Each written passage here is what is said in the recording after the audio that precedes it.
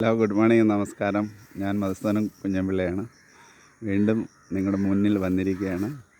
എൻ്റെ കഥകളുടെ അയാൾ കഥ എഴുതുകയാണ് എന്ന ചാനൽ കാണുന്നുണ്ടെന്ന് വിശ്വസിക്കുന്നു. എൻ്റെ കഥകൾ കേൾക്കുന്നുണ്ടെന്ന് വിശ്വസിക്കുന്നു. കഥകൾ ഇഷ്ടപ്പെട്ടാൽ തീർച്ചയായിട്ടും ഷെയർ ചെയ്യണം. ആദ്യമായിട്ട് നമുക്ക് കാശ്മീരിൽ പഹൽഗാമിൽ പൊഴിഞ്ഞ 28 ജീവനുകൾക്ക് നമുക്ക് ആദരാഞ്ജലികൾ അർപ്പിച്ചുകൊണ്ട് കഥ തുടങ്ങാം. ഇന്നത്തെ കഥയുടെ പേരാണ് ഗർഭിണി. കാശ്മീർ പോലെ സുന്ദരമായിട്ടുള്ള സ്ഥലമാണ് ഹിമാചൽ പ്രദേശ്. എൻ്റെ അഭിപ്രായത്തിൽ നിങ്ങൾ സ്ഥലങ്ങൾ കാണാൻ പോകണമെങ്കിൽ കാശ്മീരിനെ കാട്ടിയും സേഫാണ് ഹിമാചൽ പ്രദേശ്, സിക്കിം. അവിടെയൊക്കെ നിങ്ങൾ ഉദ്ദേശിക്കുന്ന ഐസുകളുമുണ്ട്, വലിയ പൈൻ മരങ്ങളുമുണ്ട്. അപ്പോൾ എനിക്ക് തോന്നുന്നത് കാശ്മീർ പൂർണ്ണമായിട്ട് ശരിയാവുന്നവരങ്ങോട്ട് പോവാതിരിക്കണതാണ് നല്ലത്. എന്തിനാ ചെന്ന് അപകടം പിടിച്ചത്? അവന്മാർക്ക് ഭ്രാന്ത് എപ്പോഴാണ് ഇളവണമെന്ന് പറയാൻ പറ്റില്ല.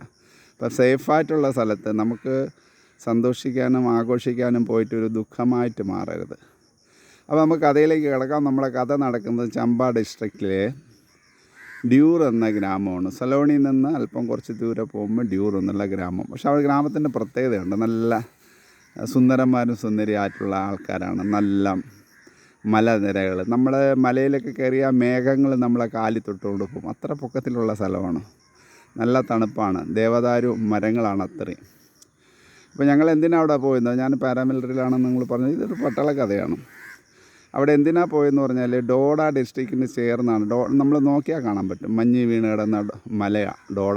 അതിൽ നിന്നും ശ്രീനഗറിലോ കാശ്മീരിലോ പോലീസുകാർ ഭയങ്കര പ്രശ്നം ഉണ്ടാക്കുമ്പോൾ ഈ ഉഗ്രവാദികൾ രക്ഷപ്പെടാൻ വേണ്ടി ഈ മല കയറി ഇഞ്ഞ് വരും. അപ്പോൾ അത് വരാതിരിക്കാൻ പറ്റുന്ന ഹിമാചൽ പ്രദേശിൽ ഞങ്ങൾ പട്ടാളം ആദ്യമായിട്ടാണ് പോകുന്നത്. അതുകൊണ്ട് ഗ്രാമത്തിൽ ചെന്നപ്പം തന്നെ ആൾക്കാരും പുറത്തിറങ്ങിയില്ല. വാഹനങ്ങൾ കണ്ടപ്പം അവർക്ക് പേടിയായിപ്പോയി. കാരണം അത്രയ്ക്ക് സാധുവായ ജനങ്ങളാണ്. പിന്നെ പഞ്ചായത്ത് പ്രസിഡൻറ്റ് വന്നു, കാര്യങ്ങളൊക്കെ പറഞ്ഞ് അവസാനം നമുക്ക് താമസിക്കാൻ വേണ്ടി ഒരു പഞ്ചായത്ത് ഓഫീസ്, സ്ഥലം പോരെങ്കിൽ പോലും അവിടെ ടെൻ്റൊക്കെ അടിച്ച്, കുന്നുകളാണ്, പരന്ന സ്ഥലങ്ങളില്ലാത്തതുകൊണ്ട് വലിയ ബുദ്ധിമുട്ടാണ്.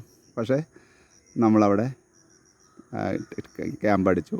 അവിടെ നിന്നുള്ള വാട്ടർ സപ്ലൈ എന്ന് പറഞ്ഞാൽ എവിടെയെങ്കിലും ഒഴുകുന്ന അരുവിയെ ചെറിയ ചെറിയ പൈപ്പ് ലൈൻ വഴി കയറ്റിയാണ് വെള്ളം കൊണ്ടുവരുന്നത്. എല്ലാവർക്കും വെള്ളം കിട്ടും. നല്ല ശുദ്ധമായ ജലമാണ്. കൂടുതൽ അവിടെ കൃഷി എന്ന് പറഞ്ഞാൽ ആപ്പിളും മക്കി എന്ന് പറഞ്ഞാൽ നമ്മളെ ഈ പോപ്കോൺ ഉണ്ടാക്കുമല്ലോ, അതാണ്. മഞ്ഞ കളറിലുള്ള മക്കിക്ക റൊട്ടിയാണ് അവിടെ കൂടുതൽ. ഗോതമ്പ് റൊട്ടി വളരെ കുറച്ച് കഴിക്കുന്നത്. പിന്നെ അവിടെ കിട്ടാൻ ബുദ്ധിമുട്ടുള്ള 2 സാധനങ്ങളാണ് ഉപ്പ്, തീപ്പെട്ടിയും. അതെല്ലാം പുറത്തുനിന്ന് വരെയാണ്. ബാക്കിയുള്ള എല്ലാ സാധനങ്ങളും അവിടെ കിട്ടും. നല്ല അങ്ങോട്ടും ഇങ്ങോട്ടും പരസ്പര സ്നേഹമാണ്. ഒരു വഴക്കുകളൊന്നുമില്ല. വഴക്കുകളുണ്ടെങ്കിൽ അവർ തന്നെ തീർക്കും. അപ്പം കഥയിലേക്ക് വരാം. അപ്പം ഞങ്ങളുടെ ക്യാമ്പ് ഒരു കുന്നിൻ്റെ മുകളിലാണ്. അപ്പോൾ റോഡ് കെട്ടിൽ ഞങ്ങൾ ഒരു ഹവൽദാറും ഒരു കോൺസ്റ്റബിളിനെയും നിയമിച്ചിട്ടുണ്ട്. അവരുടെ കയ്യിൽ വയർലെസ് സെറ്റും കൊടുത്തിട്ടുണ്ട്. എന്തെങ്കിലും ആവശ്യമുണ്ടെങ്കിൽ മോളുമായിട്ട് ഞങ്ങളെ ക്യാമ്പുമായിട്ട് വിളിക്കുക. അപ്പോൾ നമുക്ക് എന്തെങ്കിലും റോഡിൽ ആവശ്യമുണ്ടെങ്കിൽ നമ്മളും വിളിക്കും. അപ്പോൾ അവിടെ ഡ്യൂറിൽ 2 വണ്ടികളാണ് വരുന്നത്. രാവിലെ ഒരു വണ്ടി വരും, ബസ്. ചമ്പ ഡിസ്ട്രിക്റ്റിൽ നിന്ന് വളരെ ദൂരമാണ് ഈ ഡ്യൂർ. സലൂണ് വഴി കറങ്ങി വരും. വന്നിട്ട് അവിടെ നിന്നിട്ട് വൈകുന്നേരം ആ ബസ് പോകും. ഇതല്ലാതെ വേറെ ഒരു ഇതുമില്ല. അടുത്ത ഹോസ്പിറ്റലൊന്നുമില്ല. ഒരു ചെറിയ സെൻ്ററുണ്ട്, മെഡിക്കൽ സെൻ്റർ. അവിടെ വലിയ മരുന്നുകളൊന്നും കിട്ടാറില്ല. അപ്പോൾ എന്തെങ്കിലും അസുഖങ്ങൾ വന്നാൽ ചമ്പയിൽ പോകണം. അങ്ങനെ ഒരു ദിവസം രാവിലെ ഞാൻ അങ്ങനെ ഓഫീസിൽ ഇരിക്കുമ്പോഴത്തൊരു കാൾ വന്നു താഴേന്ന്. ഹവൽദാർ വളരെ പരിഭ്രമിച്ചാണ് സംസാരിക്കുന്നത്. സാർ, ഇവിടെ ഒരു ഗർഭിണിയെ 4-5 പേര് ചേർന്ന് കൊണ്ടുവന്നു. അവർ കേസ് സീരിയസ് ആണ്. ആ ഗർഭിണി അവർ പറയുന്നതനുസരിച്ചാണെങ്കിൽ അവൾ ഇടയ്ക്കിടയ്ക്ക് ഓർമ്മ വരുമ്പോൾ വാവിട്ട് വിളിക്കുന്നുണ്ട്. 3-4 ദിവസം മുമ്പേ അവിടെ നിന്ന് സഞ്ചരിച്ചതാണ്. ഇത്രയും ദൂരം മല വഴി ഇങ്ങനെ 4-5 പേര് മാറി ഇങ്ങനെ ചുമന്നുകൊണ്ട് വരികയാണ്. അപ്പോൾ ഇതുള്ള റോഡൊന്നുമില്ല. നമുക്ക് ചിന്തിക്കാൻ പറ്റില്ല അങ്ങനെ അവിടെയുള്ള ജീവിതം. അത്രയ്ക്ക് വളരെ പ്രയാസമുള്ള ജലമാണ്. ഇവിടെ എന്താ കുറവ്? ഒരു കുറവില്ല. നമുക്ക് റോഡുണ്ട്, അടുത്തടുത്ത് അമ്പലം, ക്ഷേത്രങ്ങളുണ്ട്, ഹോസ്പിറ്റലുണ്ട്, എല്ലാ ഓഫീസും അടുത്തടുത്താണ്. 6 മാസം അവിടെ കട്ടപ്പാണ്. 6 മാസം വെറും ഐസാണ്.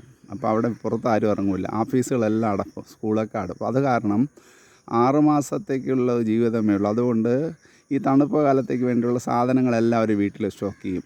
ഗോതമ്പും ആട്ടയും എല്ലാം. പശുക്കളും ആടുകളെല്ലാം മണ്ണിൻ്റെ അടിയിൽ ആദ്യത്തെ തട്ടിൽ, അതിൻ്റെ മുകളിലാണ് ഒരു വീട്. എല്ലാ വീട്ടിൻ്റെ അടിയിലും ഈ ഗോഡൗൺ പോലെ പശുത്തൊഴുത്താണ്. അപ്പോൾ പശുക്കൾക്കും ഈ മഞ്ഞ് വീഴുമ്പം കുഴപ്പമുണ്ടാവാതിരിക്കാൻ വേണ്ടി മണ്ണിനടിയിലാകുമ്പം അതിനൊരു ചൂടുണ്ട്, മണ്ണിൻ്റെ ചൂടുണ്ട്.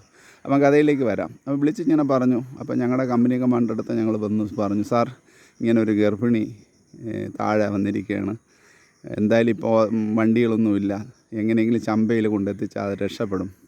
അപ്പോൾ അയാൾ ഉടനെ ഹെഡ് ക്വാർട്ടറുമായിട്ട് ബന്ധപ്പെട്ടിട്ട് അനുവാദം വെച്ചു. കാരണം ഞങ്ങളെ വാഹനം ഒന്ന് അനങ്ങണിക്ക് തന്നെ അനുവാദം വേണം, മേലധികാരികൾ. അല്ല നമുക്ക് സ്വയം ഇവിടെ ഓഫീസർ വിചാരിച്ച ഒന്നും നടക്കില്ല, എല്ലാം സിസ്റ്റമാറ്റിക്കാണ്. അപ്പം വിളിച്ചു ചോദിച്ചപ്പം പറഞ്ഞു, ശരി, ഒരാളെ ജീവൻ രക്ഷിക്കാനാണ്, തീർച്ചയായിട്ടും വണ്ടിയും കാർഡൊക്കെ കൊടുക്കാം. അങ്ങനെ വണ്ടിയെല്ലാം പെട്ടെന്ന് സെറ്റ് ചെയ്തു.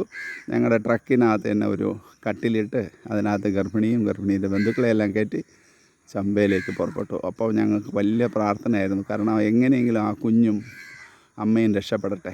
കാരണം വല്ലാത്ത അവസ്ഥയാണ്. ആ കുഞ്ഞിൻ്റെ ഒരു കൈ മാത്രം പുറത്ത് വന്നിരിക്കുന്നു എന്നാണ് അവിടെ ഉള്ളവർ പറഞ്ഞത്. എന്തായാലും പോയി. അപ്പോൾ ഞങ്ങൾ പ്രാർത്ഥനയോടെ നിൽക്കേണ്ട 1 മണിക്കൂറിലൊരിക്കൽ വിളിച്ച് ചോദിക്കുക എവിടെ എത്തിയെന്ന്. ലാസ്റ്റ് ഒരു 4 മണി ആയപ്പോഴത്തേക്ക് ഹോസ്പിറ്റലിൽ അവിടെ എത്തി.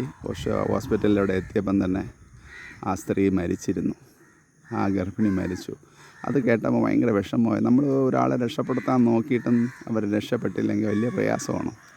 എന്തായാലും ശരി, അതുപോലെ ഒരു 7-8 മണിയായപ്പോൾ ആ വണ്ടിയിൽ തന്നെ തിരിച്ചു വന്നു. അവിടെ പോസ്റ്റ്മോർട്ടം കാര്യങ്ങൾ, പോലീസ് എൻക്വയറി അതൊന്നുമില്ല, അങ്ങനത്തെ ഗ്രാമമാണ്. അപ്പോൾ അവിടെ കൊണ്ടുവന്ന് അവരെ ഇറക്കി വിട്ട് റോഡ് സൈഡിൽ ഇറക്കി വിട്ടിട്ട് നമ്മളെ ഡ്രൈവർ വണ്ടി ഒതുക്കിയിട്ടിഞ്ഞ് പോന്നു.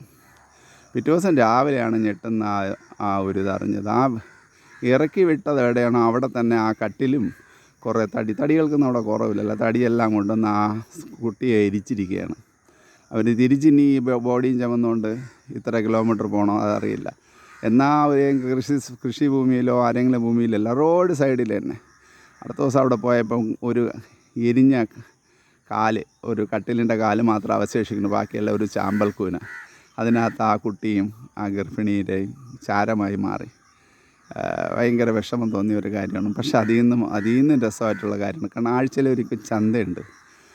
അടുത്ത ചന്തയിൽ ആ പയ്യനെ കണ്ടു, ആ വരനെ. ഒരാഴ്ചയായുള്ളൂ. അവൻ്റെ കൂടെ ഒരു നവവധു ഉണ്ടായിരുന്നു. അതാണ് അവിടുത്തെ സംസ്കാരം. അവർ പോയി. അടുത്ത ആഴ്ച തന്നെ അവർ കാത്തുപോലും നിൽക്കണ്ട, അവൾക്ക് വേണ്ടി വളയും പൊട്ടും എല്ലാം വാങ്ങി നടക്കുന്ന ആ വരനെ കണ്ടു. അതാണ് ജീവിതം, അത്രയേ ഉള്ളൂ. മധുസൂദനൻ കുഞ്ഞമ്പിള്ള അടുത്ത വേറൊരു കഥയുമായിട്ട് നിങ്ങളുടെ മുന്നിൽ വരും. അതുവരെ നമസ്കാരം.